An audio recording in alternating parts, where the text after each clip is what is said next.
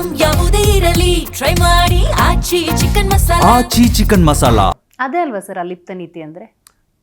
ಇಲ್ಲ, ಅಲಿಪ್ತ ನೀತಿ ಅಂತ ಹೇಳಿದ್ರೆ ತಪ್ಪಾದಾಗ ಇದು ಸರಿ ಇಲ್ಲ ಅಂತ ಹೇಳಬೇಕು, ಅದು ಅಲಿಪ್ತತೆ. ನನಗೇನು ಬೇಡ, ಸುಮ್ಮನೆ ಇರ್ತೀನಿ. ಮತ್ತೆ ಇಸ್ರೇಲ್ US ಜೊತೆ ಎಲ್ಲೊಂದು ಕಡೆ ಇಸ್ರೇಲ್ ಜೊತೆ ಸಂಬಂಧ ಚೆನ್ನಾಗಿ ಇಟ್ಕೋಬೇಕು ನಾವು.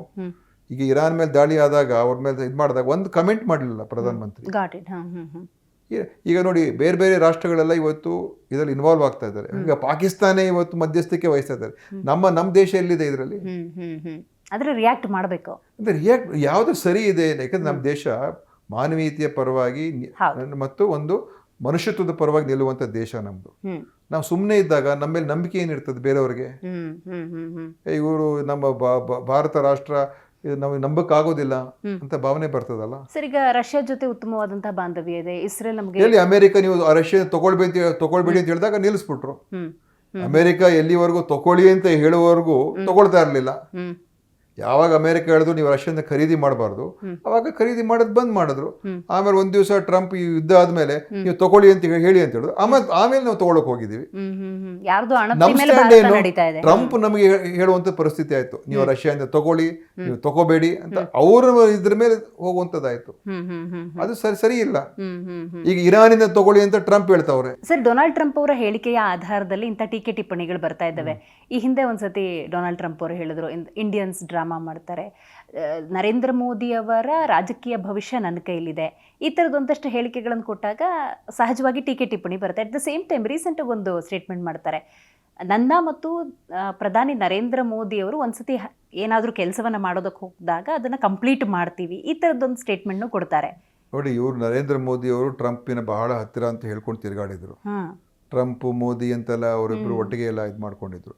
ಆದರೆ ಮೋದಿ ಅವ್ರದ್ದು ಇವತ್ತು ಅವರ ವೈಯಕ್ತಿಕ ಒಂದು ಪ್ರಚಾರ ಮತ್ತು ಜನಪ್ರಿಯತೆ ಹೆಚ್ಚಾಯ್ತೆ ಹೊರತು ದೇಶದ ಹಿತ ಏನು ಅಂತ ಅವರು ಅದ್ರ ಬಗ್ಗೆ ಯಾವ ಗಮನ ಕೊಡಬೇಕಾಗಿ ಅದ್ರ ಬಗ್ಗೆ ಗಮನ ಕೊಡಲಿಲ್ಲ. ನಾನ್ ಜನಪ್ರಿಯ ಆಗಬೇಕು, ನಾನು ಅಮೆರಿಕಾಗೆ ಹೋದ್ರೆ ಅಲ್ಲಿ ನನ್ನ ಪಾಪ್ಯುಲರ್ ಆಗಬೇಕು, ನಾನು ಆಸ್ಟ್ರೇಲಿಯಾಗೆ ಹೋದ್ರೆ ನನಗೆ ಪಾಪ್ಯುಲಾರಿಟಿ ಸಿಗಬೇಕು.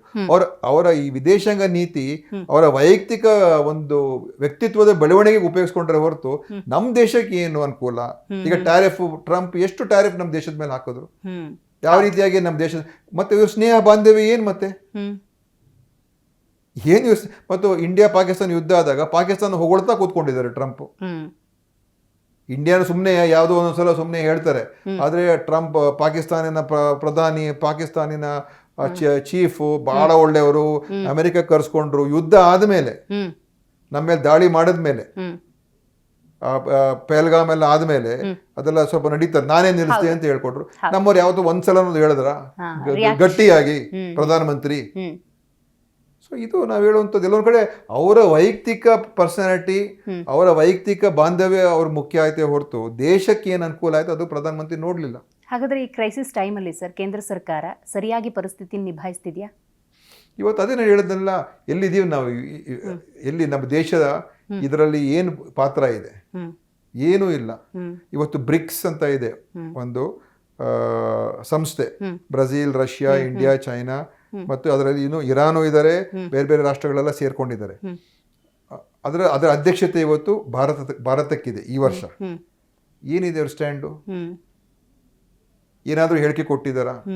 ಏನಿಲ್ಲ. ಪ್ರಧಾನಮಂತ್ರಿಯಿಂದ ಒಂದು ಹೇಳಿಕೆ ಬರೋದಿಲ್ಲ, ಸುಮ್ಮನೆ ಏನೋ ಒಂದು ಮಾತಾಡೋದು, ಯಾವುದೇ ಒಂದು ಸ್ಪಷ್ಟ ನಿಲುವಿಲ್ಲ,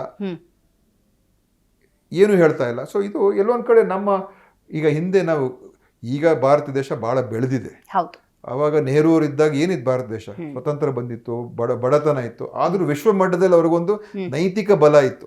ನೆಹರು ಹೇಳಿದ್ರೆ ಜನ ಮಾತು ಕೇಳ್ತಾ ಇದ್ರು, ಇಂದಿರಾ ಗಾಂಧಿ ಅವರು ಹೇಳಿದ್ರೆ ಮಾತು ಕೇಳ್ತಾ ಇದ್ರೆ. ಇವರೇನು ಯಾವುದೋ ಈ ಅಮೆರಿಕ ಮೇಲೆ ಸೆಳೆದು ಎದ್ದು ನಿಂತು ಹೋರಾಟ ಮಾಡಿ ಇಂದಿರಾ ಗಾಂಧಿ ಅವರು ಅಷ್ಟು ಧೈರ್ಯವಾಗಿ ಮಾತಾಡ್ತಾ ಇದ್ರು.